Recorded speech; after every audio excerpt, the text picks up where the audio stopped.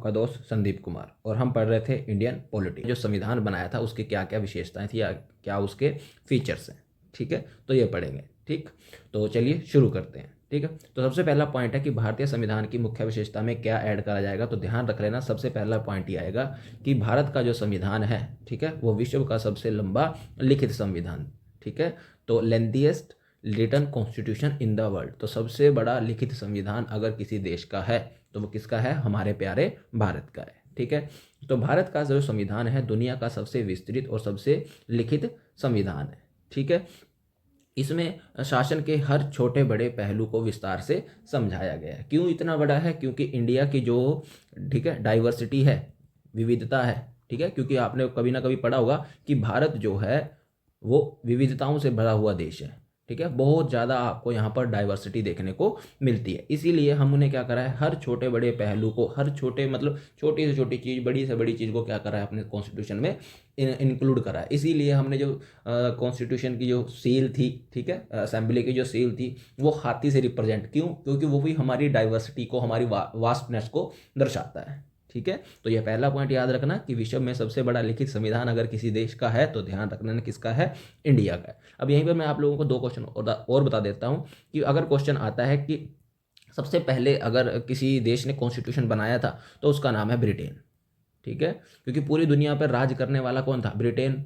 तो वहां पर मोनार्की के स्थान पर, ठीक है, डेमोक्रेसी भी लेकर कौन आया था, ब्रिटेन ही आया था। तो जब भी डेमोक्रेसी आएगी तो साथ में एक चीज़ हमेशा आएगी, वो क्या आएगी, कॉन्स्टिट्यूशन आएगी। ठीक है, तो यह ध्यान रखना। उसके बाद आएगा कि सबसे पहले लिखित संविधान बनाने वाला देश। तो लिखित संविधान अगर सबसे पहले किसी देश ने बनाया था तो उसका नाम क्या है, यूएसए है। ठीक है, तो ये 2-3 पॉइंट याद रख लेना कि पहले किसने बनाया है, फिर लिखित संविधान किसका है, और सबसे बड़ा लिखित संविधान अगर किसी देश का दुनिया में तो वो कौन सा देश है। ठीक, दूसरा आता है विभिन्न स्रोतों से निर्मित है, ड्रॉन फ्रॉम वेरियस रिसोर्सेज।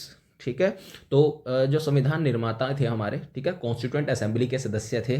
ठीक है, उन्होंने क्या करा कि अगर भारत का संविधान तैयार करना है तो उन्होंने अलग अलग देशों के क्या पढ़े हैं, कॉन्स्टिट्यूशन पढ़े हैं, और जो चीज़ उनको बेहतर लगती है कि इसको इंडिया में, इंडिया के कॉन्स्टिट्यूशन में शामिल करना चाहिए, तो उन्होंने इंडिया के पॉइंट ऑफ व्यू से उसको मॉडिफाई करके तब शामिल किया, ताकि ये जो चीज़ है भारत के लोगों के लिए सूटेबल हो। ठीक है, तो देखो, तो संविधान निर्माताओं ने दुनिया के कई देशों के संविधानों की अच्छी बातों को भारतीय परिस्थितियों के अनुसार अपनाया। ठीक है, अच्छी बातें थी, ठीक है, अच्छी बातें जरूर थी, लेकिन उनको जब हमने अडॉप्ट करा तो अपने लिए, मतलब अपनी सहूलियत के हिसाब से हमने उनको चेंज करके तब अपनाया। ठीक है, तो जैसे ब्रिटेन से हमने कोई चीज़ें देखी होंगी, ठीक है, अमेरिका से हमने कोई चीज़ें देखी होंगी, ठीक है, कनाडा वगैरह से। जैसे ब्रिटेन से हमने, जैसे जो वर्तमान में हमको कानून व्यवस्था देखने को मिलती है, ये सारे के सारे किससे है, ब्रिटेन से ही है। ठीक है, संसद का जो पार्लियामेंट का हमें रूप देखना मिलता है, ये सारे का सारा हमने किससे लिया है, ब्रिटेन से लिया है। ऐसे ही फंडामेंटल राइट्स वगैरह होंगे, ठीक है, फंडामेंटल राइट्स हमने कहाँ से लिए हैं, अमेरिका से लिए हैं। फिर उसके अलावा उपराष्ट्रपति का पद, ये भी हमने कहाँ से लिया है, अमेरिका से लिया है। ठीक है, स्वतंत्र न्यायपालिका, इंडिपेंडेंट ऑफ जुडिशरी, ये हमने कहाँ से लिया है, अमेरिका। इसी तरह कनाडा से और देशों से बहुत सारे हमने क्या लिए हैं, प्रावधान, या फिर क्या बोलते हैं इनको, प्रोविजंस लिए हैं। ठीक है, तो ये भी बाकायदा एक फर्दर से चैप्टर आएगा एक, ठीक है, इसी चैप्टर के अंतर्गत ही आएगा। ठीक है, तो मतलब वो सारे का सारा देखा जाएगा कि कौन सी चीज़ हमने किस देश से ली है।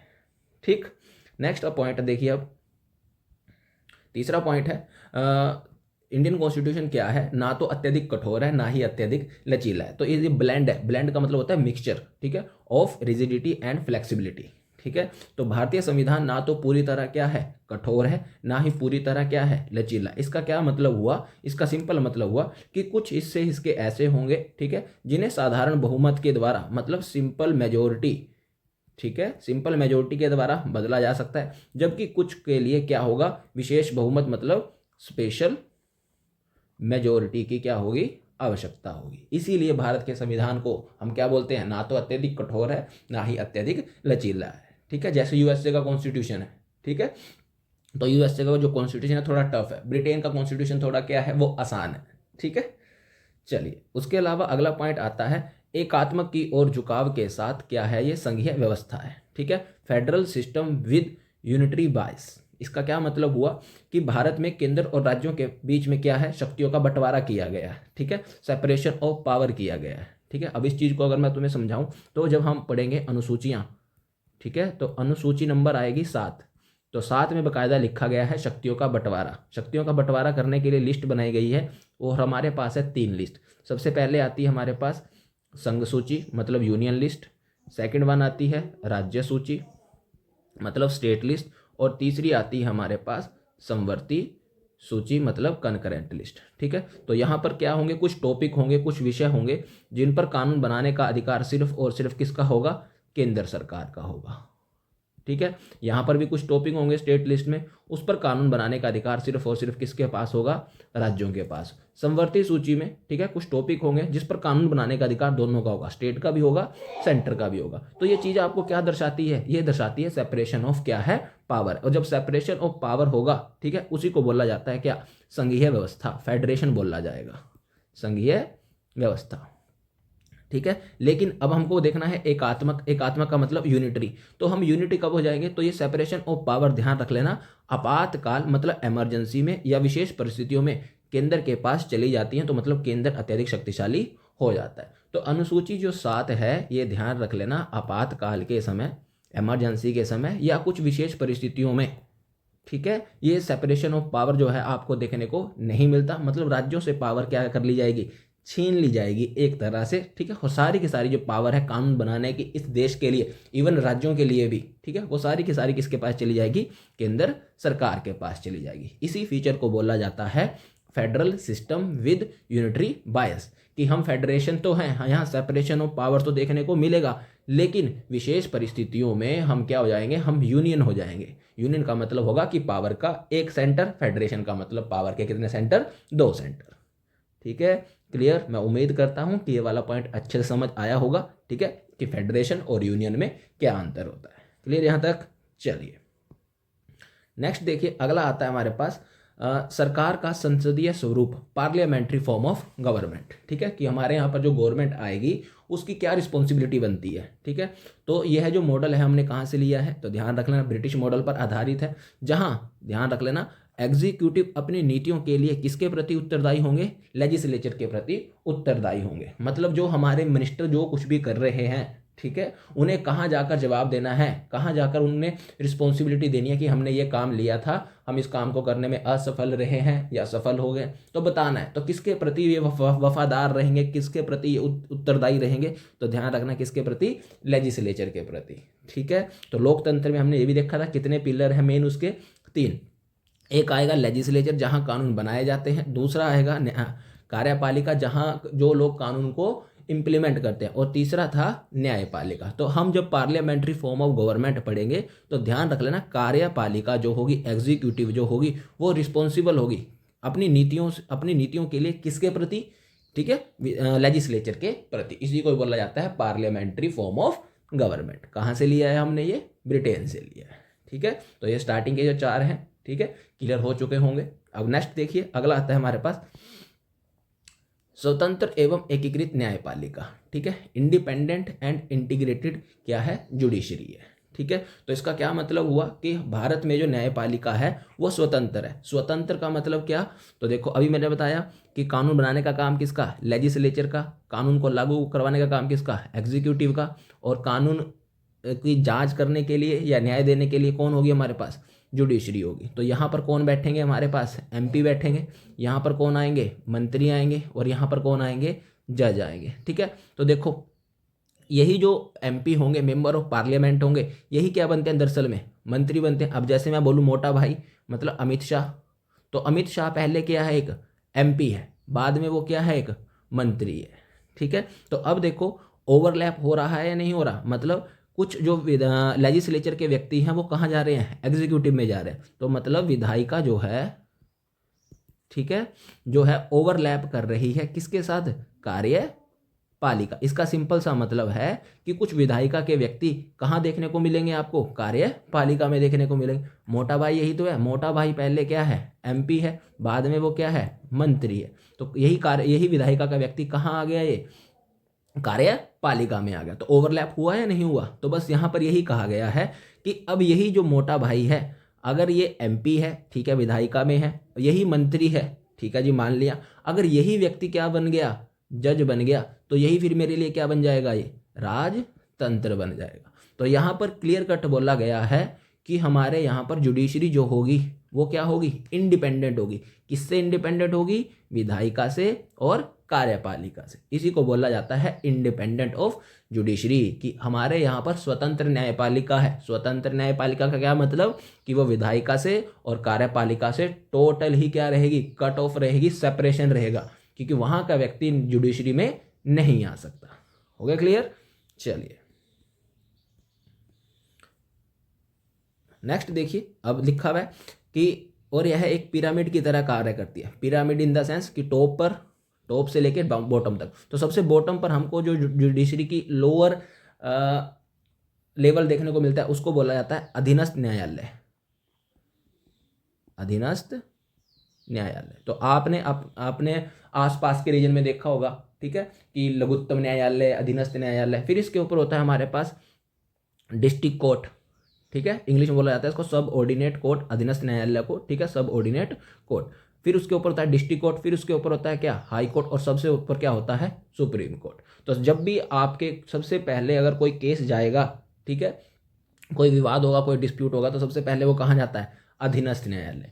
आपके पक्ष में फैसला नहीं आया, आप अपील के द्वारा कहाँ जाओगे, फिर डिस्ट्रिक्ट कोर्ट। नहीं आया आपके पक्ष में, फिर अपील के द्वारा कहाँ जाओगे, हाई कोर्ट। फिर भी नहीं आया तो फिर कहाँ जाओगे आप, अपील के द्वारा सुप्रीम कोर्ट जाओगे। तो यहाँ पर यही है। तो हमारी जो न्यायपालिका है एक पिरामिड की तरह कार्य करती है। सबसे ऊपर कौन सा रहेगा, सर्वोच्च न्यायालय, फिर उसके ऊपर उच्चतम हाई कोर्ट, और उसके नीचे क्या होते हैं हमारे पास, अधीनस्थ या फिर डिस्ट्रिक्ट कोर्ट वगैरह होते हैं।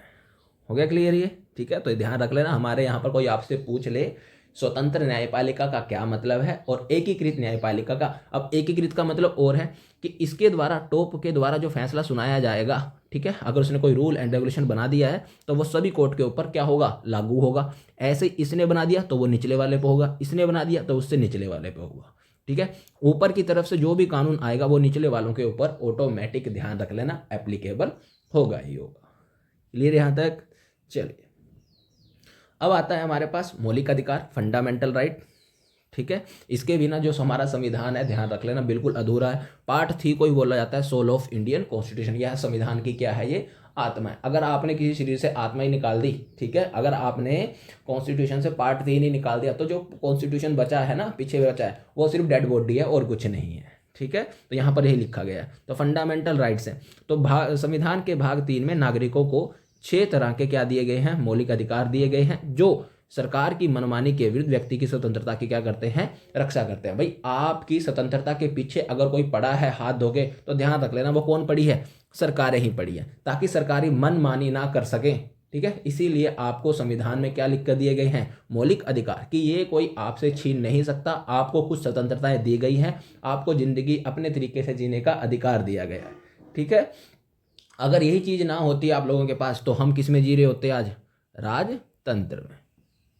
क्लियर। चलिए उसके बाद आता है हमारे पास नेक्स्ट, जिसका नाम है राज्य के नीति निदेशक तत्व, directive principle of state policy, मतलब DPSP, ठीक है। ये क्या है, ये राज्य के कर्तव्य हैं। जैसे नागरिकों के कर्तव्य आएंगे ना, पढ़ेंगे जब हम पार्ट 4A में पढ़ेंगे, उसी तरह आएंगे अब राज्य के कर्तव्य। राज्य के कर्तव्य जैसे हमारे कर्तव्य हैं कि हमें अपने देश के प्रति सम्मान होना चाहिए, यहाँ की जो सरकारी संपत्ति है इसकी रक्षा करनी चाहिए, पर्यावरण का संरक्षण करना है, तो ये हमारे कर्तव्य है ना। हम करें या ना करें ये हमारे ऊपर डिपेंड करता है।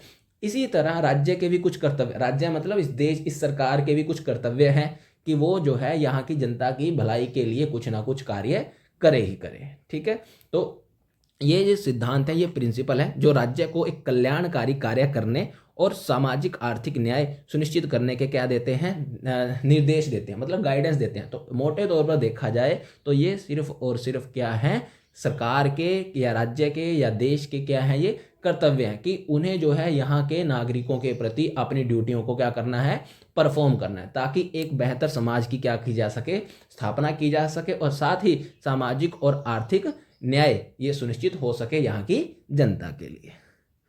क्लियर है अभी। चलिए नेक्स्ट देखिए, यह शब्द हमने पढ़ लिया है कि भारत एक कैसा राज्य है, सेकुलर स्टेट है, धर्मनिरपेक्ष राज्य है, कि भारत का अपना कोई भी राजकीय धर्म नहीं होगा, ठीक है। यहाँ पर राज्य जो है सभी धर्मों को समान संरक्षण और समान क्या देगा, सम्मान देगा। किसी एक धर्म के प्रति ध्यान रखना, उसका झुकाव नहीं होगा। क्लियर? तो ध्यान रखना, इंडिया क्या है, एक सेकुलर स्टेट है, धर्मनिरपेक्ष राज्य है। इसका सिंपल सा मतलब है कि यहाँ की जो सरकार होगी, यहाँ का जो राज्य होगा, राज्य इन द सेंस देश ही है, ठीक है, तो इसका कोई भी क्या नहीं होगा, धर्म नहीं होगा, ना तो ये किसी भी धर्म को, ध्यान रखना, तवज्जो नहीं देगा। इसकी नज़र में सभी के सभी धर्म जो होंगे वो क्या होंगे, समान होंगे, ठीक है। फिर नेक्स्ट वन देखिए, अगला आता है जो 10वीं विशेषता है इसकी, है तो बहुत सारी लेकिन हम मेन पढ़ रहे हैं जो एग्जाम के पॉइंट ऑफ व्यू से, आपके पटवारी के एग्जाम के पॉइंट ऑफ व्यू से बहुत ज़्यादा जरूरी है। सारी नहीं, मैं सारी पढ़ा देता फिर तो आधी किताब कर देते हम, ठीक है, सारे नहीं, मेन पढ़ेंगे बस, ठीक है।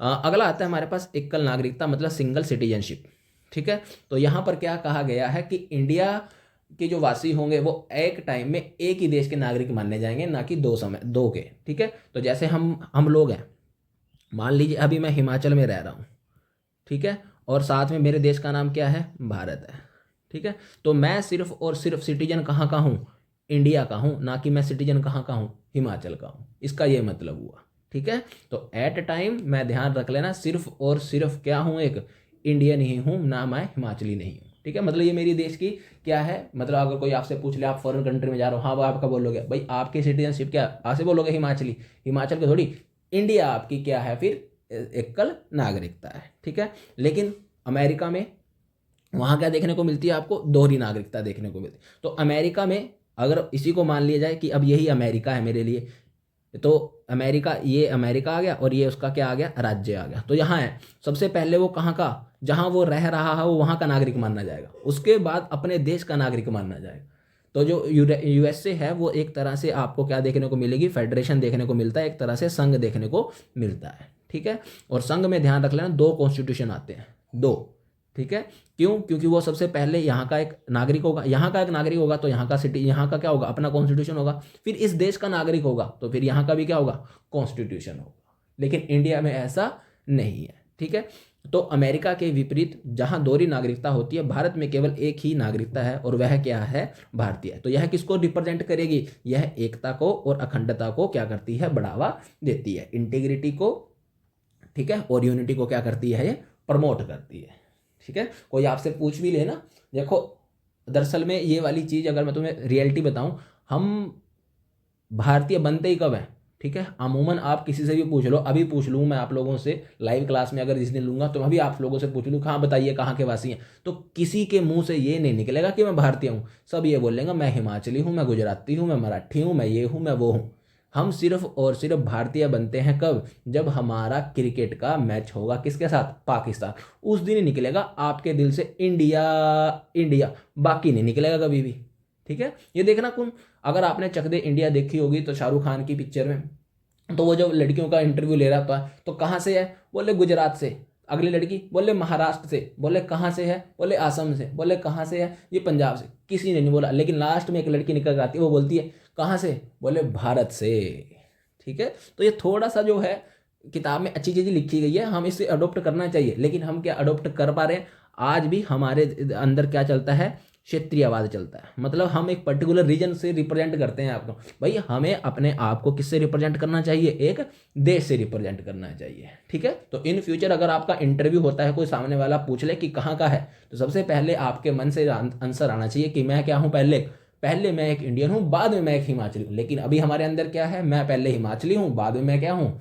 भारतीय हूँ, ठीक है। सिंगल सिटीजनशिप का मतलब ये। दूसरा, सिंगल सिटीजन का मतलब आप क्या समझते हो कि मान लीजिए मैं अब अभी भारत में हूँ, भारत का वासी हूँ, मैं बाहर चला गया काम करने, मान लीजिए अमेरिका ही चला गया, ठीक है, और वहाँ जाके मेरे को सेनोरिटा मिल गई और सेनोरिटा से मैंने क्या कर ली, शादी कर ली। जैसे ही मैंने सेनोरिटा की शादी की, जैसे ही मेरे को वहाँ की क्या मिलेगी, पीआर मिलेगी, ऑटोमेटिक मेरी इंडियन जो सिटीजनशिप थी वो ऑटोमेटिक क्या हो जाएगी, खत्म हो जाएगी। ये भी इसका मतलब है कि हम एक समय में एक ही देश के क्या रहेंगे, वासी रहेंगे, ठीक है। क्यों ऐसा किया गया है, देखो भाई तभी तो आएगी ना, अगर मैं इंडियन भी हूँ, मैं अमेरिकन भी हूँ, तो क्या मेरे अंदर किसी एक देश के प्रति वफादारी रहेगी, फिर नहीं रहेगी ना। तो इसीलिए हमें यह कहा गया है कि आपको सिर्फ और सिर्फ एक समय में एक ही देश का वासी होना चाहिए। इससे क्या प्रमोट होगी, एकता और अखंडता प्रमोट होगी।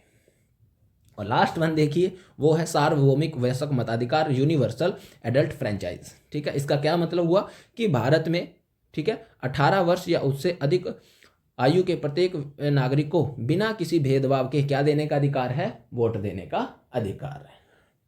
ठीक है, तो ये सारे के सारे जो कुछ विशेषताएं हैं हमारे कॉन्स्टिट्यूशन की, इनको याद रख लेना।